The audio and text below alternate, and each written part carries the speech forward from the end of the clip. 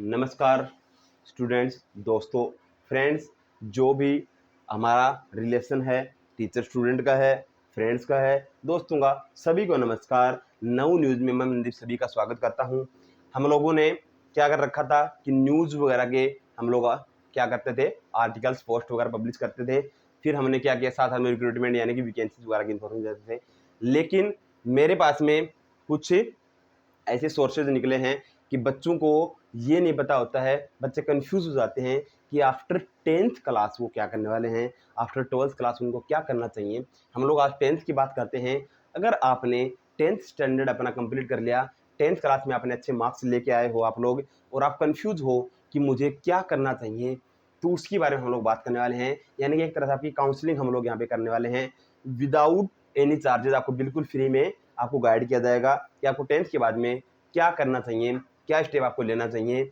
Decision बेटा आपका होता है, हम लोग सिर्फ एडवाइस दे सकते हैं। ओनली आपकी एडवाइस के लिए हम लोग यहाँ पे ये वीडियो बनाने वाले हैं। तो चलिए बात कर लेते हैं बेटा कि आफ्टर 10th आपको क्या करना चाहिए। नवू न्यूज़ को सबसे पहले तो लाइक शेयर सब्सक्राइब जरूर कर लें।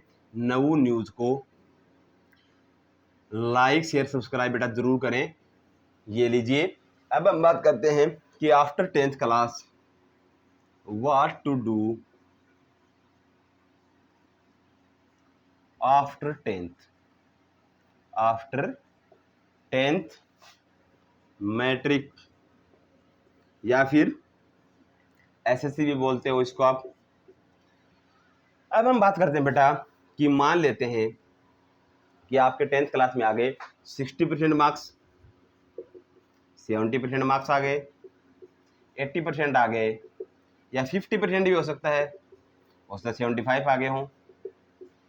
कितने ही मार्क्स आपके बने हों उससे कोई भी फर्क नहीं पड़ता बेटा। हाँ, सिर्फ ये आपको क्या बता रहे हैं, एक नंबरिंग बता रहे हैं कि आपने 10th स्टैंडर्ड में नंबर लेके आए हो। आप ये आपकी क्वालिफिकेशन एलिजिबिलिटी को या आपके नॉलेज को एक्सप्लेन नहीं करते। कभी भी मार्क्स कभी भी आपके नॉलेज को एक्सप्लेन नहीं करते हैं कि आपने अगर 75% के तो आपके पास में 75% नॉलेज है 10th स्टैंडर्ड से लेके। ये चीज़ें डिफाइन नहीं करते हैं मार्क्स। आपके ग्रेडिंग सिस्टम, मार्क्स आपके कभी भी आपकी एलिजिबिलिटी, आपके नॉलेज को एक्सप्लेन नहीं करता। वो सिर्फ हमें क्या बताते हैं, ये डिफाइन करते हैं कि आपने 10th स्टैंडर्ड के अंदर इतने मार्क्स आप नंबर लेके आए हो, सिर्फ, और कुछ नहीं। ये सिर्फ आपको क्या कर सकते हैं, कुछ कुछ ऐसे डिपार्टमेंट होते हैं, कुछ ऐसे हमारे प्राइवेट सेक्टर के अंदर भी एलिजिबिलिटी होती हैं कि अगर आपने 10th क्लास में 70% मार्क्स के, 60% मार्क्स के, तो आप उसके लिए कोई भी अगर जॉब वैकेंसीज है या कुछ भी आपकी इंटर्नशिप प्रोग्राम्स वगैरह हैं, अप्रेंटिसशिप वगैरह के प्रोग्राम होते हैं, तो उसमें आप अप्लाई कर सकते हैं या नहीं कर सकते हैं।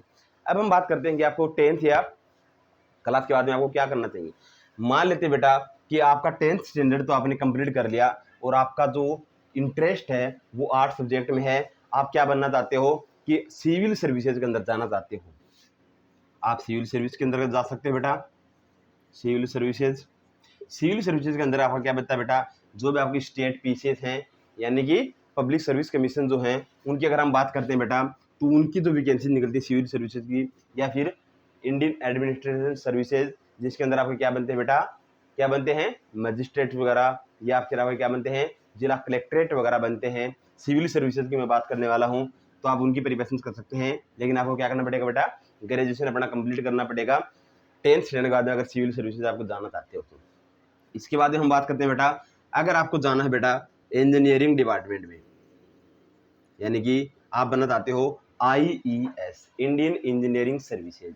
अब हम बात करते हैं बेटा, तो भी आपको क्या करना पड़ेगा, यहाँ पे आप सब्जेक्ट चूज कर सकते हो। सिविल सर्विस के अंदर आप बीए भी कर सकते हो, ग्रेजुएशन के अंदर आप बीएससी भी कर सकते हो, आप बीटेक भी कर सकते हो, बी या बीटेक कर सकते हो। ग्रेजुएशन आपकी जो भी हो आप कंप्लीट कर सकते हो। ग्रेजुएशन आपकी जो भी हो आप कंप्लीट कर सकते हो।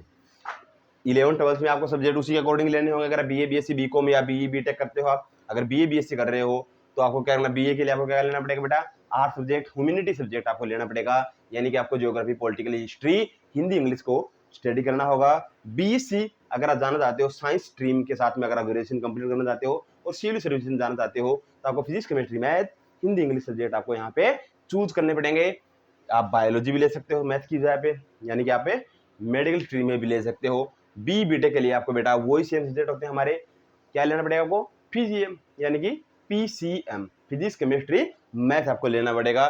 बीकॉम के लिए आपको बेटा कॉमर्स यानी कि यहाँ पे इकोनॉमिक, बिजनेस या आपको जो भी सब्जेक्ट चूज करना चाहते हो, हिंदी के लिए आप यहाँ पे साथ में हमारे पास में कंपल्सरी सब्जेक्ट होते हैं, लैंग्वेज के सब्जेक्ट। बीबीए के लिए आपको वही कॉमर्स के सब्जेक्ट आपको चूज करने पड़ेंगे। कॉमर्स यानी कि आपको हिंदी में बोलते हैं इसको वाणिज्य के आपका एक स्ट्रीम होता है, एक सब्जेक्ट होता है, एक वर्ग होता है।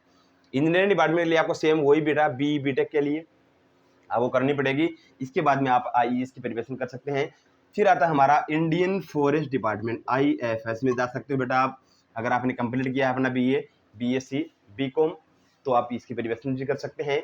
इसके बाद में बेटा अगर हम बात करते हैं कि आपको क्या करना है, कॉमर्स में जाना है, वो आपको क्या करना है बेटा, सीए बनना है, चार्टेड अकाउंटेंट आप बनना चाहते हो तो बेटा आपको कॉमर्स सब्जेक्ट लेना पड़ेगा, बीकॉम करना पड़ेगा, बीबीए करना पड़ेगा।